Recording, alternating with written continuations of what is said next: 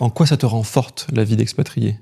Moi, je pense qu'il faut beaucoup de résilience et de force quand même pour quitter quand même un confort de vie qu'on connaît quand on a vécu en France toute sa vie et qu'on connaît le fonctionnement de, je sais pas, de l'administratif, de tout, en fait, les codes sociaux, même si ça peut varier d'une région à l'autre, mine de rien, voilà, de pouvoir avoir ce confort de tout faire dans sa langue et de tout quitter du jour au lendemain pour faire ça dans un nouveau pays, ça demande quand même beaucoup de résilience parce que forcément, on va faire face à des chocs culturels, à des refus pour un emploi, pour d'autres choses. Enfin voilà, il y a plein de différences qui font que il faut être courageux par moment, il faut être résilient, il faut se dire que, en tout cas, quand on a fait le choix d'immigrer dans un pays, il y a des gens qui malheureusement n'ont pas le choix d'immigrer dans des pays pour des raisons bien tristes, mais quand nous, c'est un choix familial, personnel, professionnel, de se souvenir pourquoi est-ce qu'on est venu là à l'origine. Parfois, on peut être envahi un peu par les côtés négatifs de ce qu'on vit dans le quotidien, de ce statut d'immigré, de refus, de porte fermée.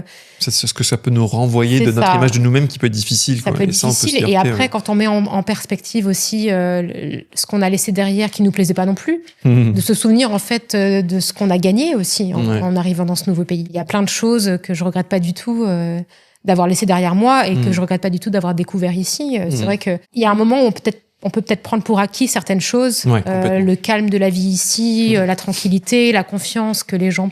Une anecdote qu'on a vécue, alors pas en Norvège, mais en Islande, quand on a cherché un appartement la première fois, on a visité un appartement qui nous a plu, et voilà, on a dit au propriétaire, il nous plaît bien, on aimerait bien le prendre. On n'avait rien signé, il nous a laissé les clés, il est parti, il m'a dit, si vous voulez porter déjà des affaires, vous pouvez. Jamais ce serait arrivé à Paris.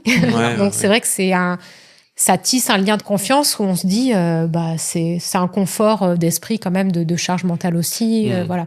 Donc il y a des choses où on peut être envahi par des émotions un peu négatives quand on se prend dans la tronche que on parle pas assez bien norvégien, que voilà. Mais à côté de ça, il y a tellement d'autres choses où on est assez privilégié dans ces pays-là et d'en reprendre conscience aussi et de se remémorer aussi le chemin parcouru, les raisons qui nous ont poussés à venir ici. Je pense que c'est important aussi d'avoir cette réflexion-là. Si ce moment t'a parlé, l'épisode complet t'attend juste ici.